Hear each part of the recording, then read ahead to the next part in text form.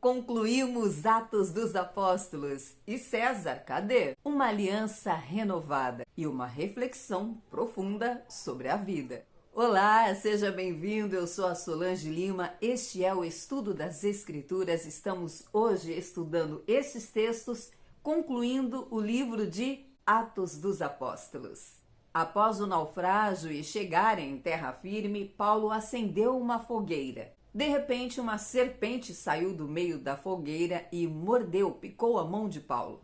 Todos ficaram esperando que ele morresse, o que não aconteceu. Então, começaram a argumentar entre eles que Paulo seria realmente do mal, já que nem a serpente conseguiu matá-lo, e ficaram por um tempo observando, esperando que a mão dele inchasse. Paulo havia lançado a serpente, sacudido a serpente na fogueira. Depois de esperarem e visto que nada aconteceu, eles começaram então a pensar que Paulo seria um tipo de um deus. Nos arredores daquele lugar havia um homem muito importante que acolheu aquele povo por cerca de 3 dias. O pai de Públio, dono daquele lugar onde aqueles homens ficaram abrigados, era uma pessoa muito influente, dono de parte daquela ilha, que era a ilha de Malta. Estava doente, bem adoentado, e Paulo orou por ele. Este homem foi curado, e então muitos doentes começaram a ir até Paulo e serem curados. Ao seguirem viagem, eles receberam muitos presentes, receberam muita honra, receberam todos os cuidados possíveis, embarcaram, partiram para Alexandria, passado 3 meses, e Paulo, enfim, chegou ao destino dele, tanto ele quanto os outros presos. Antes disso, Paulo encontrou em outro lugar, fizeram algumas paradas e ali ele encontrou alguns irmãos, ficaram por 7 dias, ele se alegrou muito e depois seguiram viagem para Roma. Chegando em Roma, os presos foram destinados ao cárcere e Paulo foi dado a ele o privilégio de ficar em uma prisão domiciliar. Ele ficou nesta prisão por 2 anos e tendo o tempo todo um soldado que ficava vigiando. Passados 3 dias, Paulo reuniu alguns influentes, alguns judeus que tinham influência, para então apresentar sua defesa, dizer o que tinha acontecido com ele, por que ele estava naquela prisão domiciliar. Paulo contou toda a história, disse que ele que apelou para César, porque não tinham qualquer prova contra ele, e assim que Paulo expôs uma palavra que está registrado no livro do profeta Isaías, e ele citou o profeta Isaías, ou seja,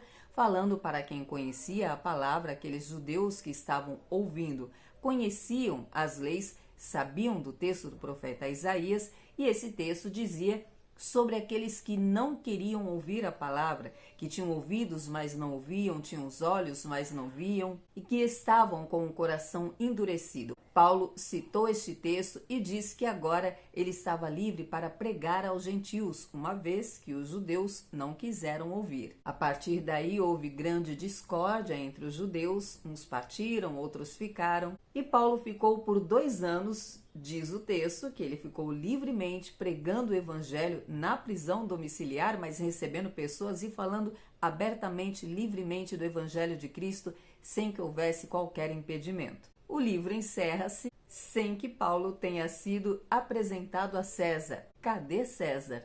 Não sabemos.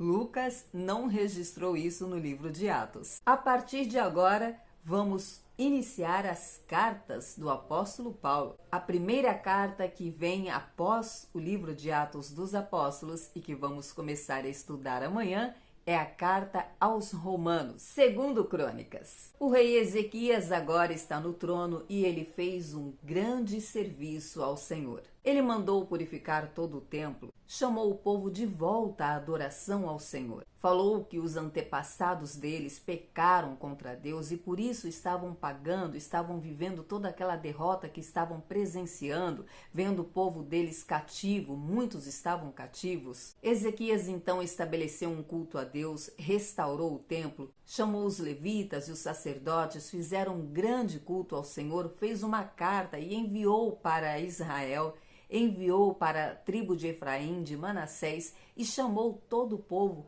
para uma grande aliança.